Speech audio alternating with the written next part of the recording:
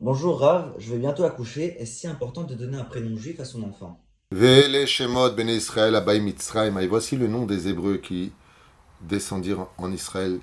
À l'époque, c'était Vele Shemot Ben Israël, c'était les Hébreux dont on parle. Et une des choses qui a sauvegardé les Juifs de la Galoute et de pouvoir sortir du pays d'Égypte, qui représente tous les autres pays de la diaspora, c'est d'avoir eu des noms hébraïques. Il est impératif pour chaque Juif de n'avoir que des noms hébraïques et non pas des noms loasis. C'est-à-dire qu'on n'appelle pas son enfant Louis, Jacques, Paul. Pas du tout, ce ne sont pas des noms qui sont répertoriés dans le Tanakh. Alors, je vais citer deux raisons rapidement pour lesquelles on doit appeler nos enfants avec des noms hébraïques et bibliques. La première, c'est que l'âme du juif porte un mazal spécial qui s'appelle le mazal d'Israël. Et ce mazal d'Israël est relié au nom. Ce qui fait que quand on veut changer le mazal d'une personne, on lui change le nom. Et le nom dans le mazal ne peut s'approprier au niveau de son emboîtement dans l'âme que si ce nom est hébraïque ou judéo-yiddish ou judéo-arabe, comme par exemple Mesoud ou Adel, qui sont des prénoms comme pour l'un comme pour l'autre, judéo-yiddish ou judéo-arabe.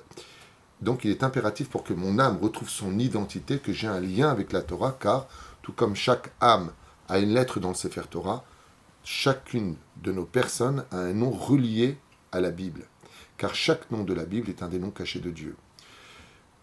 La deuxième chose, c'est que quand j'appelle par exemple mon fils, je veux dire n'importe quoi, Roland, il est attaché à aucun de ces dits qui a existé dans ce monde.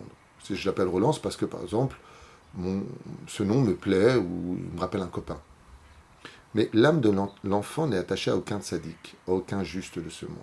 Et si j'appelle Shimon, sur Rabbi Shimon ben Chalafta, Rabbi Shimon Bar Yochai, Rabbi Shimon qui était Kohen Gadol, alors à partir de ce moment-là, l'âme de mon fils, si je l'appelle au nom de Rabbi Shimon Bar Yochai, prenons cet exemple-là, est attachée à lui puisqu'il porte son nom.